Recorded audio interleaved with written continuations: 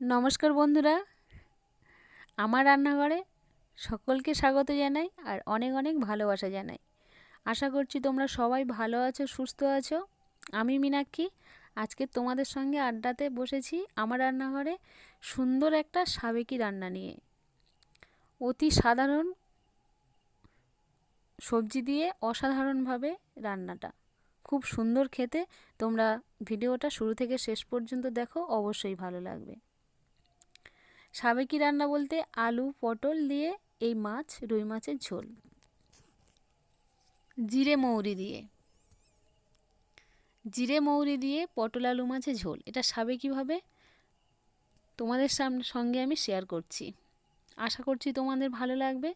ভালো লাগলে অবশ্যই আমায় জানাবে। এই মাছ বাজার থেকে কেনা হয়েছে আর এই আলু পটল দিয়েই আজকের আগেকার মতনই রান্না হবে। সঙ্গে থাকছে উপকরণে জিরে,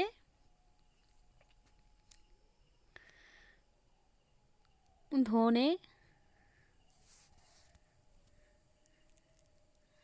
গোলমরিচ,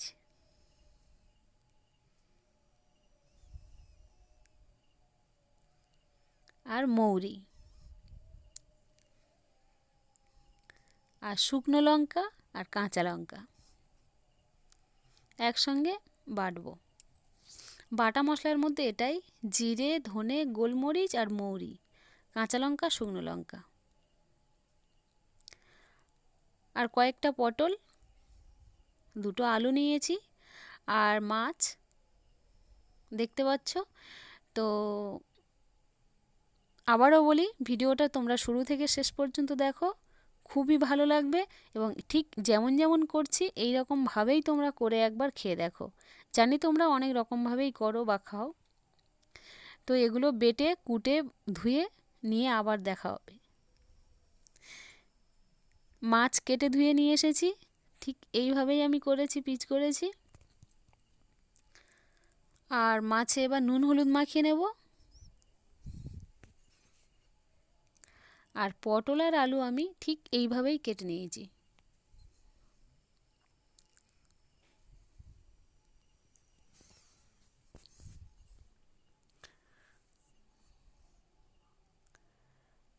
মাছে আমি নুন হলুদ মাখিয়ে নিচ্ছি আর তারপর উনুনটা ধরিয়ে নেব।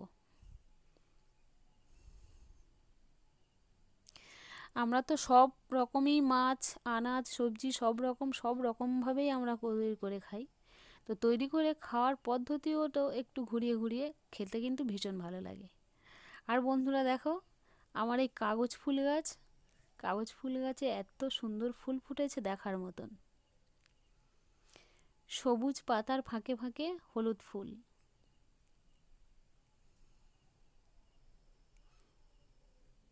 চলো রান্নাঘরে। আমার উনুন ধরানো হয়ে গেছে, মাছে নুন হলুদ দেওয়াও হয়ে গেছে, মাখানো হয়ে গেছে।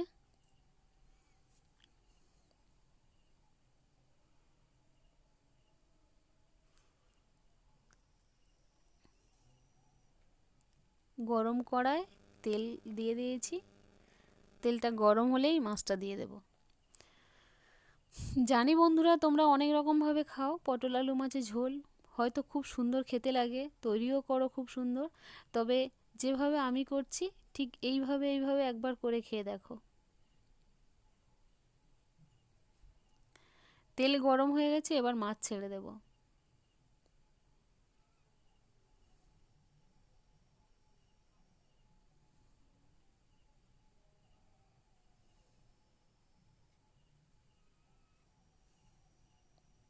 আর সব সময় তো যেন বাটা মশলায় তরকারির মানে স্বাদ অনবদ্য। দোকানের কেনা গুঁড়ো মশলা আর ঘরের শিলে বেটে অনেক আলাদা। তো আমি এইভাবেই মাছগুলো ভেজে নিয়েছি। সব মাছ তো ভাজিনি, অন্য সময়ের জন্য। আর এই বাকি তেলে আমি পটল আর আলু একসঙ্গে ভেজে নেব। একসঙ্গে বলতে একেবারে নয়, আলাদাভাবে। পটলটা আগে ভেজে নেব, তারপরে আলুটা ভেজে নেব। পটলটা ছেড়ে দিয়েছি, এবার হালকা করে হলুদ দিয়ে দেব।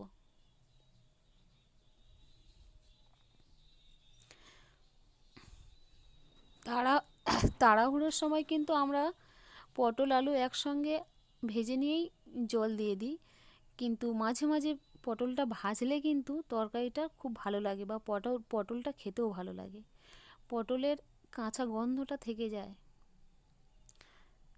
আমি একে একে পটল আর আলু এইভাবেই ভেজে নিয়েছি, বেশি ভাজিনি, অল্প করে, কেননা এটা তো আবার ঝোলে সেদ্ধ হবে।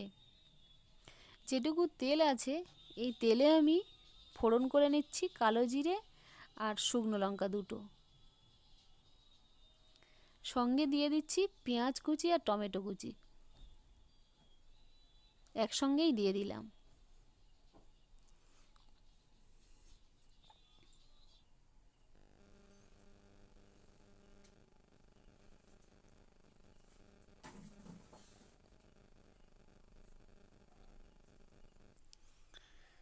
পেঁয়াজ আর টমেটো একটু একটু নরম হয়ে গেলে হলুদ, নুন আর বাটা মশলা একসঙ্গেই দিয়ে দেবো, কষিয়ে নেবো ভালো করে। তো দিয়ে দিচ্ছি এবার স্বাদ মতো নুন, পরিমাণ মতো হলুদ,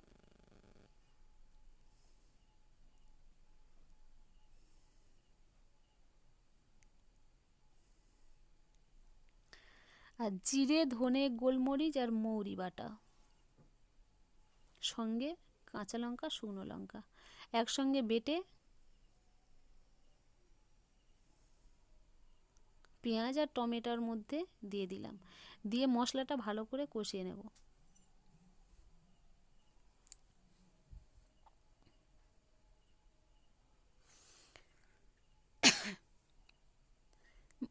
জিরে আর মৌরি এই দুটো জিনিস যদি বাটা কোনো তরকারিতে দেওয়া যায়, তরকারির কিন্তু আলাদা স্বাদ আসে।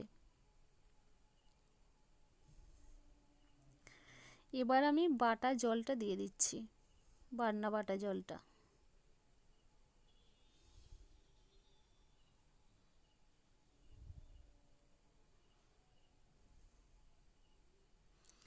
এবার খানিকটা প্লেন জল দিয়ে দেবো, এটুকুতে আর তো আর সিদ্ধ হয় না বা ঝোল থাকে না।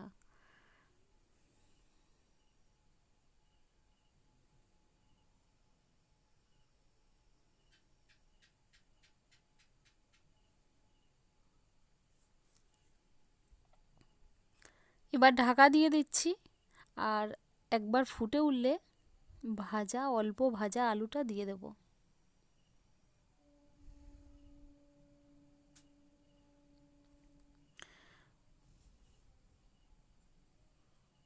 দারুণ ফুটছে, এবারে এই আলুগুলোই দিয়ে দিলাম। ভাজার সময় হালকা ভাজা হয়েছে, এবার একবার ফুটে উঠলেই কিন্তু আলুটা সিদ্ধ হয়ে যাবে।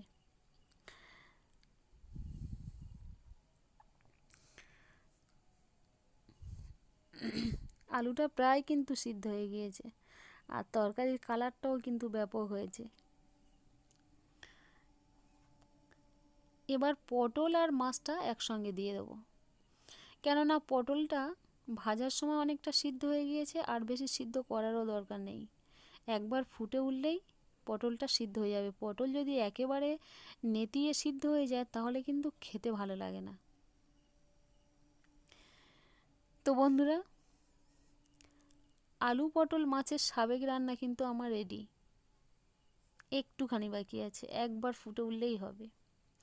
সঙ্গে তোমরা বড়ি দিতে পারো, আমি বড়ি দিইনি।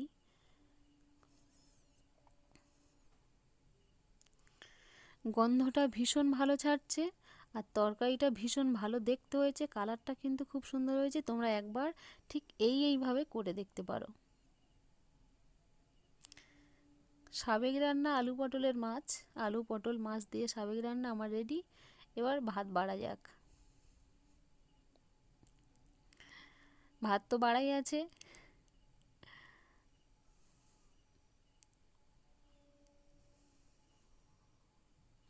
তো বন্ধুরা, কেমন লাগলো, কেমন হয়েছে আমার অবশ্যই জানাবে। আর ভিডিওটা শুরু থেকে শেষ পর্যন্ত তোমাদের দেখার জন্যে অসংখ্য অসংখ্য ধন্যবাদ। আশা রাখছি তোমরা কমেন্টে জানাবে।